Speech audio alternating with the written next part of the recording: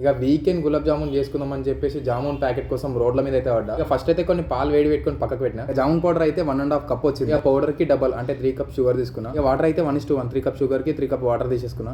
ఆ చక్కెర పాకం ఎట్లనన్నా అవుతుంది అని చెప్పి ముందుగా పక్కకు పెట్టుకున్న పాలను అయితే పిండిలో పోసి మెల్ల పిసుకుడు స్టార్ట్ చేసిన. మనం జర ఎక్కువసేపే జర రుద్దాలి, ఎందుకంటే జర పలిగిపోకుండా ఉంటాయి బాల్లో ఆయిల్ వేయగానే.